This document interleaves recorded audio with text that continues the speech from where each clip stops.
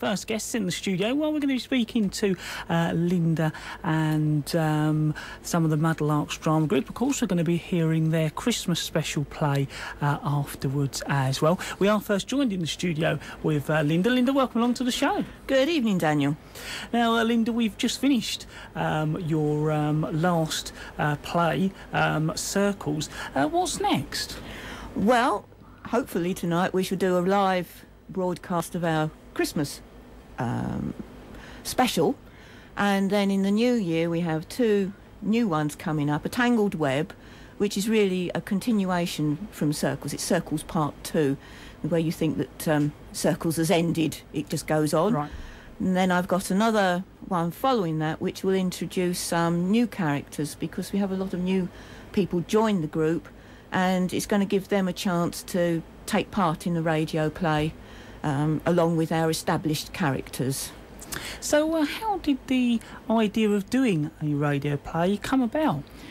Well, when we first met, which was April last year, one of the things that was suggested that we could do was perhaps a radio play. And after our first show we did in August 2010, we wanted to do something for the theatre's fundraising show in October.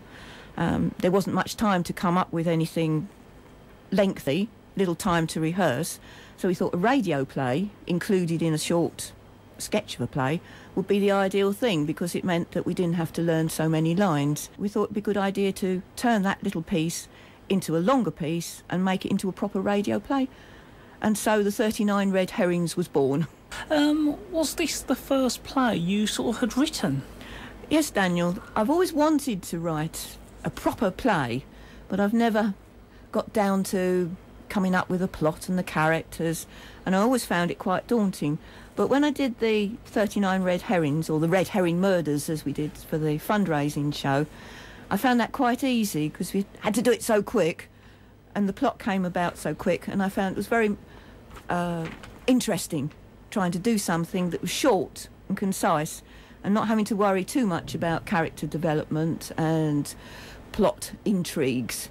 So yes, that was my first one, and that's led me on to doing the other ones, which I've also found very interesting.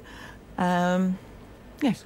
So the characters all seem to have familiar sounding names.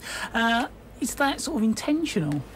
I'm afraid it is, because that's one of the things I found quite daunting, was coming up with names for the characters. I had ideas for the characters themselves, but to have a decent name for them.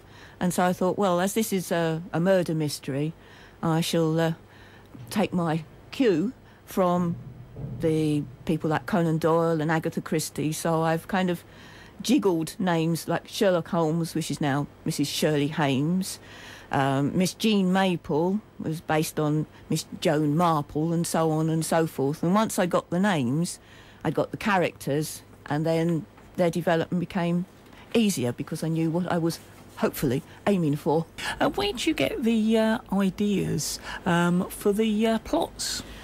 Well, the Red Herring the Red Herring Murders were set in the 1950s, as we thought that'd be quite nice to do for costume-wise, when we did it at the fundraising show at the theatre.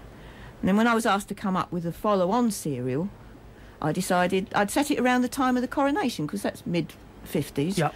And then link it in with the plot of Fraulein Falvertine's attempt at revenge. So that's how that one came on. And then, of course, I'm trying to follow on the events round about the coronation in 1953. So in what way does acting in a radio play differ from appearing on the stage? Well, several members never stepped onto a stage before. And the one thing that really worried them was learning lines. Well, of course, doing a radio play, it's a fantastic way to give people confidence in speaking out, expressing emotions, and acting a part that's different from their own personality without actually being seen. And not only that, you don't have to worry about tripping over the scenery. But if you do get your lines wrong, you can do them again, and it makes it for quite a relaxed atmosphere. And the outtakes can be quite hilarious and relaxing at the same time. So we've just finished broadcasting, as our listeners know, your radio play Circles. Now you're going to be doing your Christmas special episode. What is that about? Well, it's called A Christmas Tale, and it's loosely based on Dickens' A Christmas Carol, if you remember, about Scrooge and Yep. Bob Cratchit. And here we meet up again with Fraulein Falfertine, who hasn't had much to do in the last few serials. She's brilliantly played by Sally, and it's really a take on the Christmas Carol, where she met up with three ghosts who try and reform her character. Linda, have you planned to write a full-length play for the Muddlarks to perform on stage? Yes, I'm still got that as one of my ambitions. I've got a few ideas being penciled in. They're not going to involve Mrs. Hames and Preston, unfortunately, which I feel quite sad about, but I think I should try something a little different, although yet another murder mystery, because that's my favourite sort of play to have a go at. So why are they called the Preston Mysteries?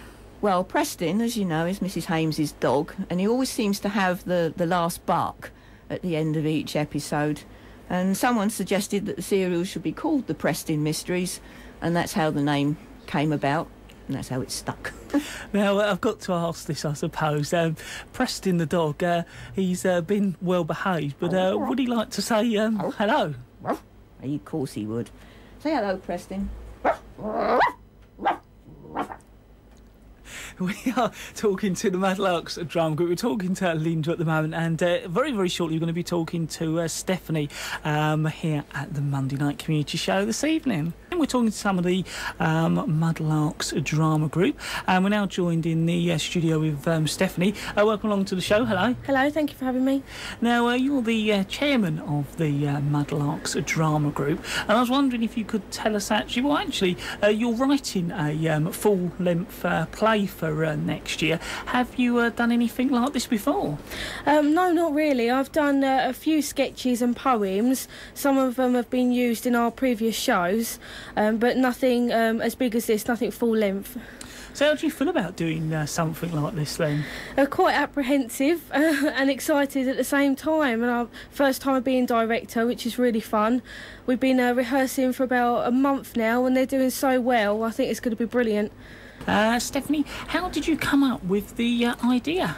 Well, I wanted us to get stuck into a bigger production as a group. Like I said, we've done small plays and sketches before, but we've never done a full-length play. I thought it could also bring a wider audience into the theatre. So I decided just to write something at home in my spare time, come up with an idea, which is what I wanted to do. I thought, what could I do for a bigger play? And I did quite like the idea of getting an original play and making it my own, twisting a few things, doing like another side of the story, as it were. I love Romeo and Juliet, so I thought I'd do a spin-off of that. So when did you decide to go ahead with the idea? Well, I started writing it, a few scenes, and at the time we'd just finished our recent show and was thinking of ideas to come up for a next one. So I brought it in and they really liked the idea, so we started writing more, and yeah, we've been rehearsing ever since. So could you tell us a bit more about the play and what it's called? Well, I don't want to give too much away. It's called Romeo and Juliet. Like I said, it's a spin-off of the original Romeo and Juliet, and yes, there are men dressing as women. I thought about changing the ending, what could have happened. What if Romeo and Juliet did survive? Are you hoping for new arrivals to join you for this play? We're always happy to greet new members, especially tonight. If anybody hears us and is quite interested, then please come along. There's a few characters that we still need and extras. If anybody doesn't really want to say anything but they'd like to be on the stage, then please feel free to come along. We're at the Sheppey Little Theatre in Merrick Road on Mondays at 7:30. So if anyone is interested, please come along. Now, I heard you've been raising money for the group. Will you be using this in your production? Yes, hopefully. We'd recently done a coffee morning and a jumble sale, which went really well. Thank you for everyone who turned up. And we hopefully will be using some of this for a bigger budget, which would be really good, exciting costumes and scenery. Stephanie, thank you very much for speaking to me this evening. Thank you.